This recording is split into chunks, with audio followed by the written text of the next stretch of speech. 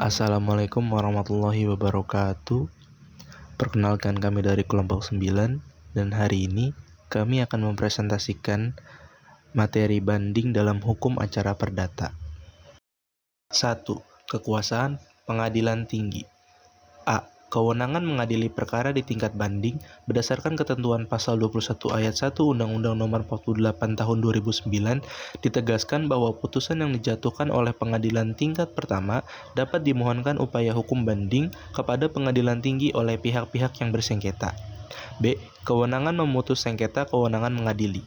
Dalam hal terjadi perselisihan mengenai kewenangan mengadili secara relatif antara dua atau lebih pengadilan negeri yang berada dalam satu wilayah hukum, pengadilan tinggi, maka pengadilan tinggi yang bersangkutan berwenang untuk menyelesaikan dan memutus sengketa tersebut. Kewenangan ini didasarkan pada ketentuan pasal 53 ayat 3 Undang-Undang Nomor 49 Tahun 2009 tentang Peradilan Umum. C. Kewenangan memberikan keterangan, pertimbangan, dan nasihat hukum. Kewenangan ini merupakan bagian dari fungsi pembinaan pengadilan tinggi yang menunjukkan bahwa lembaga peradilan tidak hanya berperan dalam menyelesaikan sengketa hukum, melainkan juga dapat berkontribusi dalam pembangunan hukum di daerah melalui pemberian keterangan, pertimbangan, dan nasihat hukum kepada instansi pemerintah sesuai dengan kebutuhan. D. Kewenangan melakukan pengawasan terhadap pelaksanaan tugas dan tingkah laku aparat pengadilan. Pasal 53 Undang-Undang Nomor 49 Tahun 2009 tentang Peradilan Umum.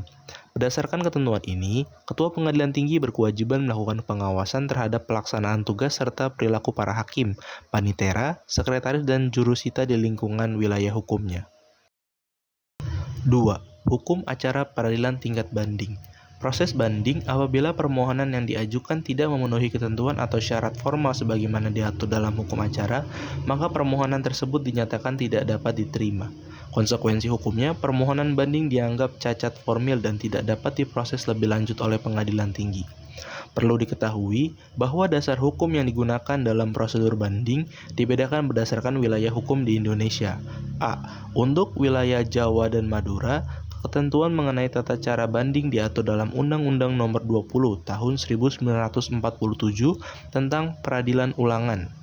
B. Sedangkan untuk wilayah di luar Jawa dan Madura, ketentuan tersebut tetap merujuk pada HIR dan RBG. 3. Syarat formil permohonan banding. A. Tenggat waktu pengajuan. Permohonan banding wajib diajukan dalam jangka waktu 14 hari kalender terhitung sejak tanggal putusan dibacakan di persidangan atau sejak tanggal pemberitahuan putusan kepada pihak yang tidak hadir saat pembacaan. B. Pembayaran panjar perkara. Pihak yang mengajukan banding diwajibkan untuk membayar panjar biaya perkara sebagaimana tercantum dalam surat kuasa untuk membayar atau SKUM. C. Pengajuan permohonan. Permohonan banding diajukan melalui panitera pengadilan negeri yang telah memutus perkara pada tingkat pertama. 4. Pemberitahuan banding kepada terbanding. A. Pencatatan permohonan banding dalam register. Panitera wajib mencatat permohonan tersebut dalam register induk perkara perdata maupun register khusus permohonan banding. Setelah pencatatan dilakukan, panitera juga harus membuat akta pernyataan banding sebagai tanda resmi penerimaan permohonan banding. B. Pemberitahuan permohonan banding kepada terbanding. Pihak yang mengajukan banding diwajibkan untuk membayar panjar biaya perkara sebagaimana tercantum dalam surat kuasa untuk membayar atau SKUM. C. Tenggat waktu pemberitahuan. Pemberitahuan permohonan banding kepada pihak terbanding harus dilakukan dalam waktu paling lambat 7 hari kalender. D. Pemberitahuan disertai penyerahan salinan memori banding. Panitera juga wajib menyerahkan salinan memori banding kepada terbanding. Tanggal diterimanya memori banding serta kontra memori banding dari masing-masing pihak wajib dicatat dalam register perkara. E. Pendelegasian pemberitahuan. Jika pihak yang harus diberitahu berada di luar wilayah hukum pengadilan negeri yang menangani perkara, maka proses pemberitahuan dapat didelegasikan kepada pengadilan negeri di tempat tinggal terbanding. Hal ini diatur dalam Surat Edaran Mahkamah Agung atau SEMA nomor 6 tahun 2014. F. Cara pemberitahuan. Pemberitahuan dilakukan secara resmi oleh panitera atau jurusita pengadilan melalui relaas pemberitahuan. G. Konsekuensi kelalaian pemberitahuan. Apabila panitera lalai melaksanakan pemberitahuan dalam batas waktu atau prosedur yang ditentukan, hal ini dapat berdampak pada keabsahan proses banding. Kelalaian tersebut dapat menimbulkan keberatan dari pihak terbanding dan bahkan menjadi alasan untuk membatalkan proses banding atau menunda pengiriman berkas perkara ke pengadilan tinggi. Memori banding dan kontra memori banding. A. Memori banding sebagai hak pihak membanding. Memori banding merupakan surat yang memuat alasan-alasan keberatan atau sanggahan dari pihak pembanding terhadap putusan pengadilan negeri yang dianggap merugikan. B. Memori banding bukan syarat formil permohonan banding. Sepanjang permohonan banding diajukan dalam tenggang waktu yang ditentukan dan sesuai prosedur, permohonan tersebut tetap diterima meskipun tanpa memori banding. C. Memori banding dapat disertai bukti tambahan dan permintaan pemeriksaan saksi atau ahli. Surat bukti tambahan dan permintaan pemeriksaan saksi atau ahli, meskipun praktika jarang dilakukan di tingkat banding. D. Tenggat waktu pengajuan memori banding. Umumnya, memori banding diajukan dalam jangka waktu 14 hari sejak permohonan banding diterima dan tenggat waktu tersebut masih dapat diperpanjang sepanjang putusan perkara belum dikirimkan ke pengadilan tinggi. E. Mekanisme penyerahan memori banding. Yang pertama, diserahkan langsung ke pengadilan tinggi. Yang kedua, dikirimkan melalui layanan pos. Yang ketiga, dikirimkan menggunakan sistem e-court Mahkamah Agung. F. Penyerahan salinan memori banding kepada terbanding. Pihak pembanding wajib menyampaikan salinan memori banding kepada pihak terbanding melalui perantara pengadilan negeri. Tujuannya adalah agar terbanding memperoleh kesempatan yang sama untuk mengetahui keberatan yang diajukan, sekaligus menyiapkan tanggapan hukum dalam bentuk kontra memori. G. Hak terbanding mengajukan kontra memori banding. Terbanding berhak mengajukan kontra memori banding, yaitu tanggapan atas memori banding yang diajukan oleh pembanding. Meskipun bersifat tidak wajib, kontra memori memiliki arti penting untuk memperkuat posisi hukum terbanding dan menjaga keseimbangan hak para pihak. Ketentuan isi sejalan dengan asas audi et alteram partem, yaitu asas dalam peradilan yang menjamin hak kedua belah pihak untuk didengar secara adil di hadapan hakim. Yang keenam, yaitu pemeriksaan berkas perkara atau inzak.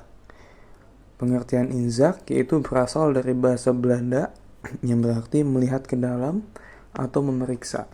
Dalam ranah hukum, inzak merujuk pada proses administrasi yang memberikan kesempatan pada para pihak untuk memeriksa dan mempelajari berkas perkara secara menyeluruh sebelum berkas tersebut diteruskan ke pengadilan tingkat selanjutnya.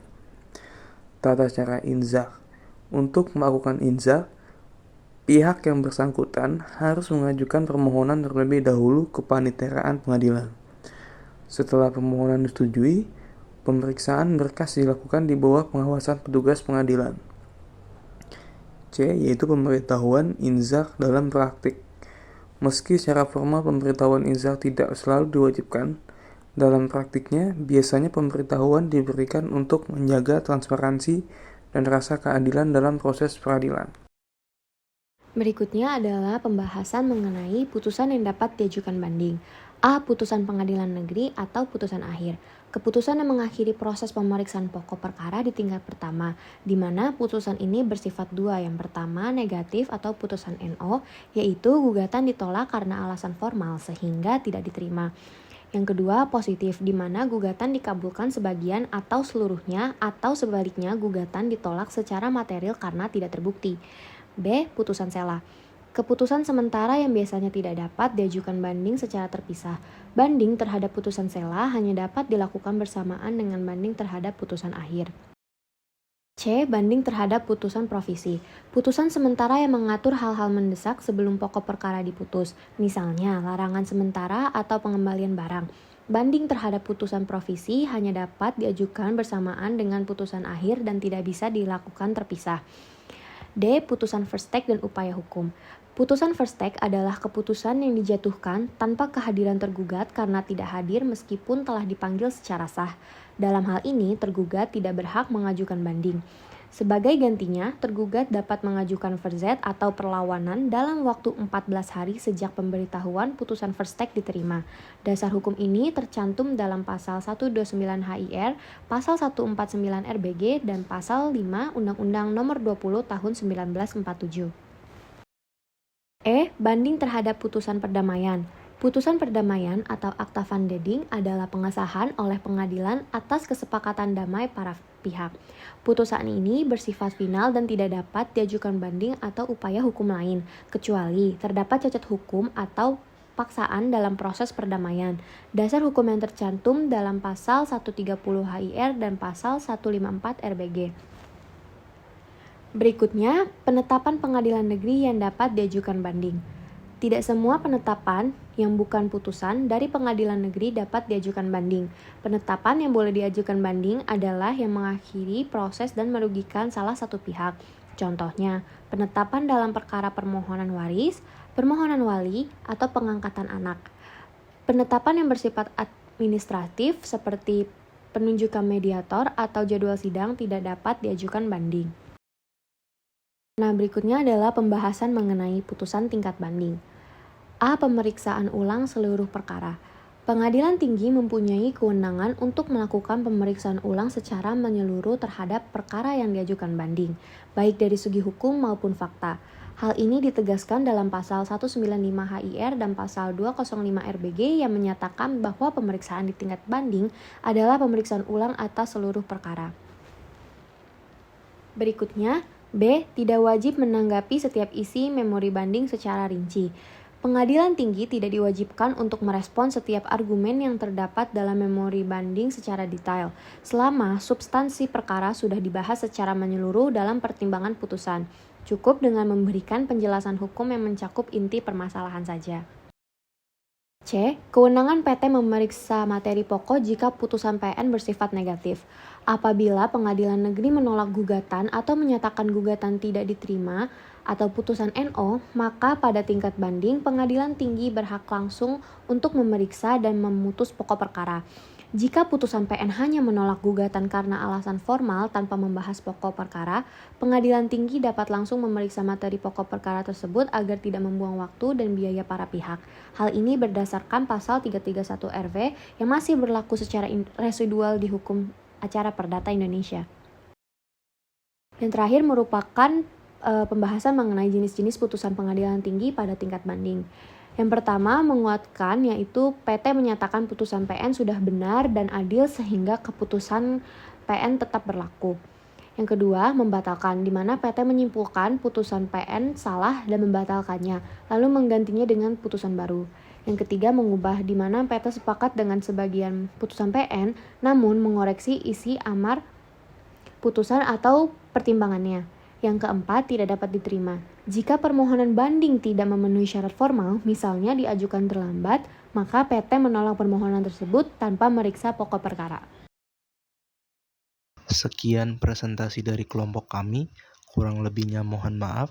Wassalamualaikum warahmatullahi wabarakatuh.